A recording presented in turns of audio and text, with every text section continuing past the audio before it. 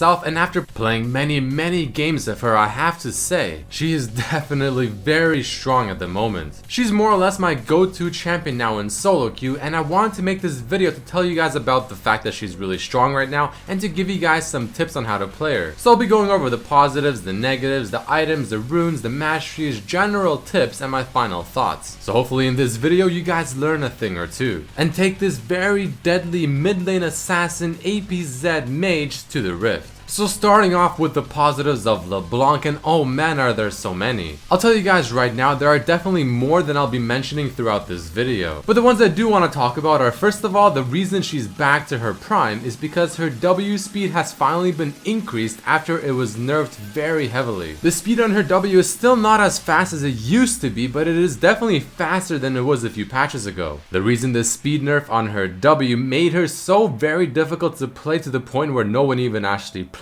her was because she had an insane amount of counterplay since she's so slow while she's dashing away with her W. But now that it's finally faster, the counterplay is really not there as much as it used to be, so she's again viable. Other than that, however, Leblanc is still the same Leblanc we all loved and hated from patches ago. I've said this many times in many different videos, but I'll say it once again. She has a very strong, overloaded kit. She simply has way too many options with it. I mean, do you want to go for the full damage with the Q ult? Do you want to go for the extra CC on a single target that you're chasing down with your team? Go for the chain and then ult the chain as well. Do you want to have huge mobility to either escape or to get really deep back into the line? Well, use your W and ult. And on top of that, she has a very long time for her to be able to go back to her W, so the juke potential is unreal. But speaking of her W and her having a lot of potential in her kit due to having so many options, if you're running 40% CDR Leblanc, which you should be because I don't understand why you wouldn't, she will be quite literally dashing around over and over again as if she's in some Dragon Ball Z movie. The mobility is going to be absolutely unreal, the constant damage she'll put out is annoying, and I mean just good luck catching her and stopping her. But with all that being said, she's still a huge lane bully. She's very strong into the mid game and does scale off a little bit late game, but she's easily among the strongest mid laners right now, and I honestly think she's much like an APZ since she can go back to her location with her W, which to me is a personal positive, and if you play a lot of Zed, that could be a positive for you as well. However, the negatives of Leblanc, and there aren't really that many, is first and foremost, CSing on this champion can be a little difficult if you're not used to it, because her auto attack animation isn't the best, and she doesn't have the best wave clear without pretty much using her two main abilities being her W and her ultimate W to wave clear the whole thing, which can definitely leave you vulnerable, and it'll also make you have to wait before you can go in for the harass. And if the enemy team is sieging down one of your towers, I mean, you're not really gonna be able to simply use your W and then your ult W to wave clear because you're putting yourself right in front of everyone else, and you don't want to do that since you'll probably just get caught. She doesn't have any long range poke abilities like maybe a Xerath, a Lux, a Ziggs, so you are kind of forced to pretty much use your W and ult W to get to the backline, put on the QE damage, and then retreat.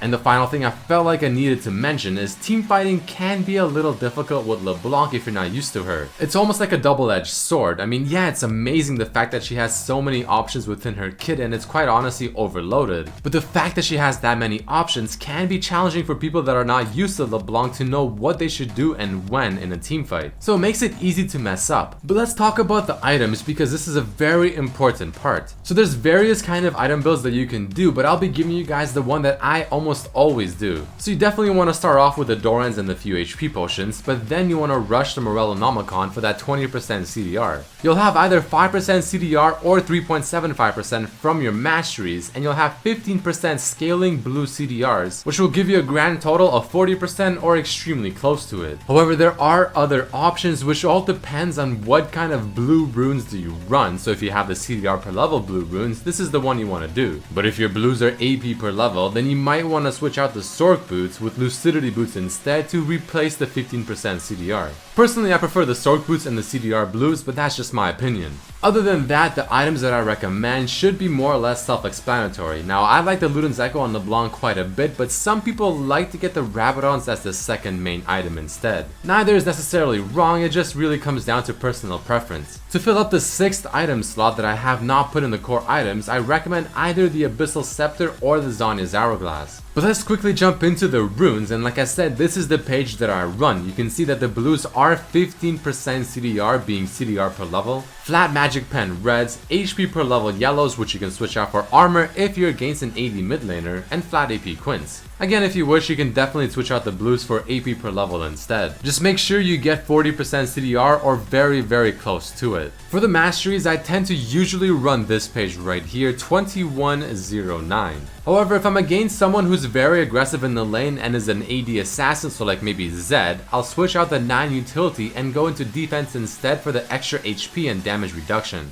So next, let's go over some general tips playing this assassin. First and foremost, you want to max your W first, and then you want to max your Q, and then your E. And a very common harass in the laning phase is to simply throw your Q on the target and then follow it up with a W right after. Or if you're going more all in, like you saw in this example, I first use W, Q ultimate, and then E. Or you can use W, E, and then Q ultimate. However, the biggest thing is to know which ultimate ability you should use. Is it the Q, the W, or the E? This is the hardest part of LeBlanc since again you have so many options and choosing the right one could be the difference between winning a fight and losing it. I also recommend to abuse the double W ports with your W and your ultimate to juke enemies to get in really deep to the backline to harass them with a QE and just do a whole lot of trickery things. Now the final rating I'll be giving to LeBlanc is going to be a whopping 9 out of 10 because I truly do think that this champion is so darn strong, especially in solo queue. She has a very dominant laning phase, it's hard to gank her, it's easy for her to get kills and stick on a target, she has a lot of potential with her kit, being able to juke people around, do a lot of damage, CC a target, and overall a very skilled LeBlanc player is not something you want to mess around with.